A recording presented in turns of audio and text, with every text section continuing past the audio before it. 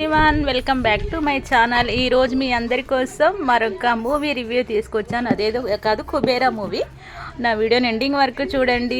Interesting topic. అసలు ఆ movie ఎలా ఉండబోతుంది, ఎలా ఉంటుంది, ఏంటి అనే దాని గురించి మీకు క్లుప్తంగా షేర్ చేస్తున్నాను. Please watch my video. ఇంకా టాపిక్కి వెళ్ళిపోదాం. ధనుష్, నాగార్జున, శేఖర్ కమల ఎవరు ఊహించని కాంబినేషన్ ఇది. వీరి కలయికలో మొదలైన కుబేరా ఆరంభం నుంచి ప్రేక్షకుల్లో ప్రత్యేక ఆసక్తిని రేకెత్తిస్తూనే ఉంది. Kubera movie review.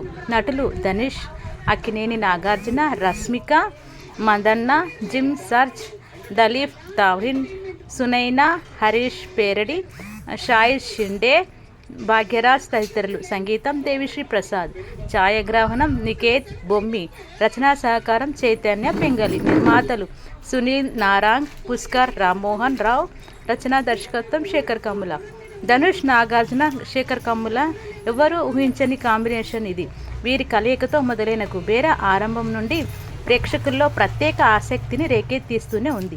టీజర్ ట్రైలర్తో అంచనాలను మరింత పెంచిన ఈ చిత్రం ఈ రోజే ప్రేక్షకుల ముందుకు వచ్చింది. మరి ఆ అంచనాలను కుబేరా ఏ మేర అందుకుందో చూద్దాం పదండి. కథ. దేవా అలియాస్ ధనుష్ ఒక అనాథ. చిన్నప్పుడే తల్లిదండ్రులు కోల్పోయిన అతను భిక్షకాటిగా మారతాడు. తిరుపతిలో అడుక్కుంటూ జీవిస్తున్న అతన్ని నీరజ్ చోప్రా, జిమ్ సర్జ్ అనే పెద్ద వ్యాపారవేత్తకు చెందిన మనుషులు తీసుకెళ్తారు. దేవాతో పాటు ఇంకో ముగ్గురు బిచ్చగాళ్ళను ఒక పెద్ద కుంభకోణంకి పావులుగా వాడుకోవడానికి అనుకుంటాడు. నీరజ్ తన చేతిలో మట్టి అంటకుండా ఈ పనిని పూర్తి చేసే బాధ్యతను మాజీ సిబిఐ అధికారి అయిన దీపక్ నాగార్జునకు అప్పగిస్తాడు. నీరజ్ వాళ్ళు అనుకుంటున్న పని పసిగా సాగుతున్న సమయంలో చిన్న ఇబ్బంది తలెత్తి దేవా వారి నుంచి తప్పించుకుంటాడు. దీంతో మొత్తం గందరగోళం నెలకొంటుంది. ఇంతకీ బిచ్చగాళ్లతో నీరజ్ మనుషులు చేయించాలనుకున్న పనేంటి? సిబిఐ అధికారిగా పనిచేసిన దీపక్ ఎలాంటి పనిలో ఎందుకు భాగం అయ్యాడు? ఇంతకీ దేవా వీళ్లకు దొరికాడా లేదా? వాళ్ళ మిషన్ ఏమైంది? ఈ ప్రశ్నలన్నింటికీ తెరమీదే సమాధానం తెలుసుకోవాలన్నమాట. కథనం విశ్లేషణ. ఒక దర్శకుడు నుంచి కొన్ని సినిమాలు వచ్చాక అతడి శైలి మీద ఒక అభిప్రాయం ఏర్పడుతుంది. తన నుంచి ఓ కథ చిత్రం రాబోతుందంటే అది ఎలా ఉండొచ్చు అని ముందే ఒక అంచనాకు వచ్చేస్తాం. అలా శేఖర్ కమ్ముల మీద ఉన్న అభిప్రాయంతో, అంచనాలతో కుబేరా ప్రోమోలు చూసిన వాళ్ళంతా ఖచ్చితంగా ఆశ్చర్యపోయే ఉంటారు. ఆ ప్రోమోలు చూస్తే అతను ఈసారి ఏం తీశాడన్నది సరిగా అర్థం కాకపోయినా తనకు అలవాటైన సినిమా మాత్రం ఇది కాదని స్పష్టమైంది. ఓవైపు ఇది శేఖర్ కమ్ముల మార్కు సినిమా కాదనే అంచనాతో, ఇంకోవైపు ట్రైలర్ చూసి కథేంటో అర్థం కాని అయోమయంలో ప్రీ నోషన్స్ అంటూ ఏమీ లేకుండా కుబేరా థియేటర్లకు అడుగు పెట్టి ప్రేక్షకుల ముందు సంభ్రమాశ్చర్యాలకు గురి చేసింది. మొదలైన తొలి సన్నివేశం నుంచి తెరపై జరిగే ప్రతి విషయం ఆసక్తికరంగా అనిపిస్తుంది. తర్వాత ఏం జరుగుతుందా అనే ఉత్కంఠ రేకెత్తిస్తూ ఏం జరగబోయేది అంచనా వేయలేని విధంగా సాగుతూ 3 గంటల పాటు ప్రేక్షకులకు వేరే ప్రపంచంలోకి కూర్చోబెట్టి ఉర్రూతలూగిస్తుంది. కుబేరా మీరు ఎప్పుడూ చూడనిది చూస్తే ఎలా షాక్ అవుతారో ఈ సినిమా చూసినప్పుడు అలాగే ఆశ్చర్యపోతారు. వావ్, ఇదేం చిత్రంరా అనిపించేలా ఉంటుంది అంటూ కమ్మల రిలీజ్ ముంగిట విలేకరులతో అన్నాడు. ఇలా తమ సినిమా గురించి రిలీజ్ ముందు అందరూ గొప్పలు పోయేవాళ్ళేలే, కానీ కుబేరా చూశాక మాత్రం శేఖర్ మాటలు అక్షర సత్యం అనిపిస్తాయి. నిజంగా ఇది ఎప్పుడు మనం చూడని సినిమా. చూశాక వావ్ అనుకునే చిత్రం ఇది. ప్రపంచంలోనే అతిపెద్ద ధనవంతుడు కావాలని ఆశపడి అందుకోసం ప్రజలకు సొంతమైన ప్రకృతి వనరులు చెడబట్టడానికి చేసే ఒక వ్యాపారవేత్త చిన్నప్పుడే అందరినీ కోల్పోయి అనాథగా మారి కడుపు నింపుకోవడానికి కోసం భిక్షమెత్తుకునే పేదవాడు. ఈ ఇద్దరికి మధ్య జరిగే పోరే కుబేరా. ఈ ఐడియా క్రేజీగా వినడానికి క్రేజీగా అనిపించవచ్చు, కానీ ఈ పాయింట్ మీద ఒక కథ రాసి 3 గంటల పాటు బిగి సడలకుండా నరేట్ చేయడం సామాన్యమైన విషయం కాదు. శేఖర్ కమ్ముల ఈ పనిని గొప్ప నైపుణ్యంతో చేశారు.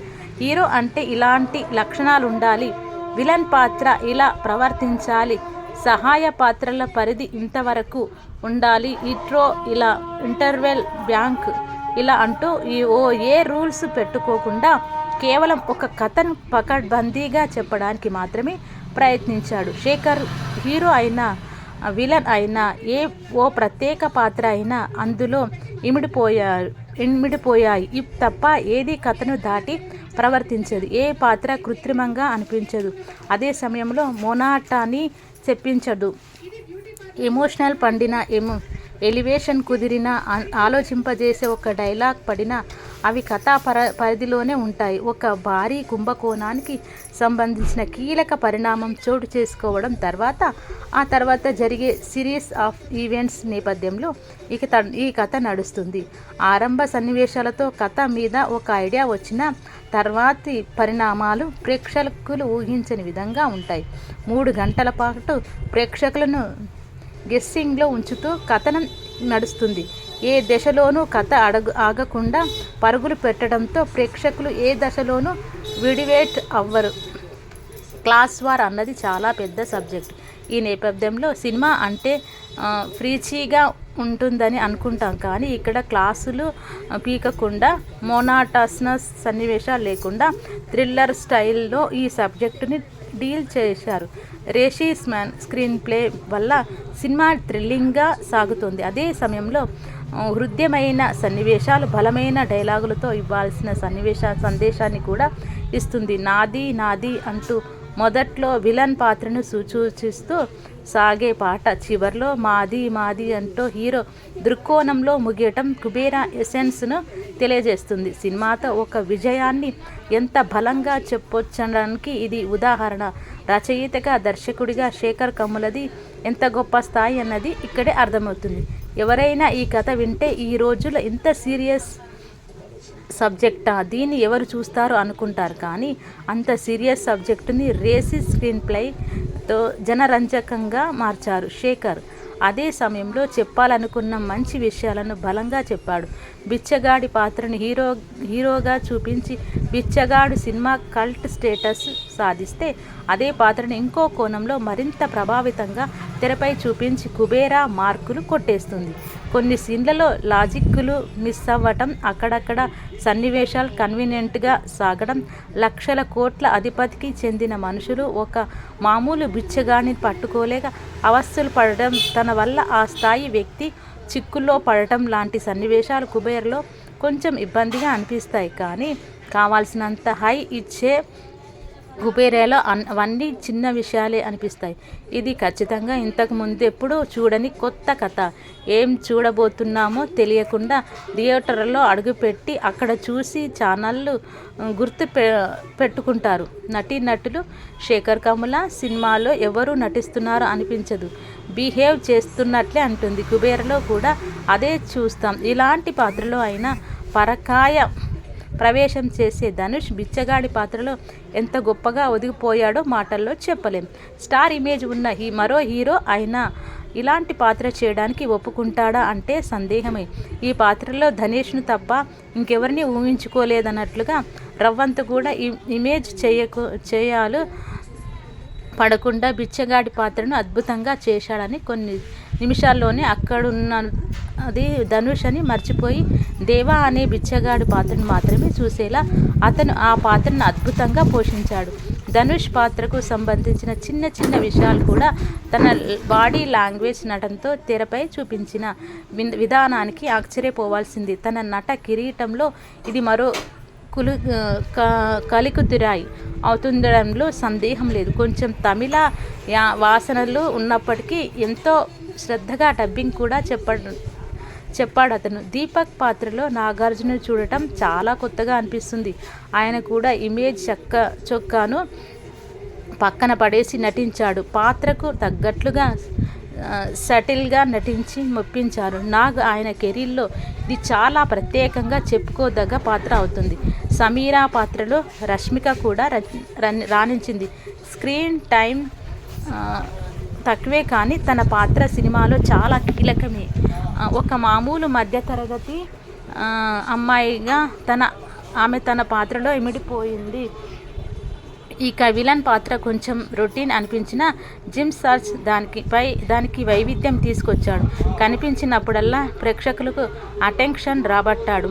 సునైనా షియాజీ షిండే దిలీప్ తాహిల్, భాగ్యరాజ్, హరీష్ పేరడి.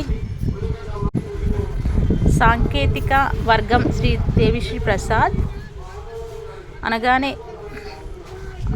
షాజీ షిండే, దలీప్ తాహిల్, భాగ్యరాజ్, హరీష్ పేరటి వీళ్ళందరివి చిన్న పాత్రలైనా బాగా చేశారు.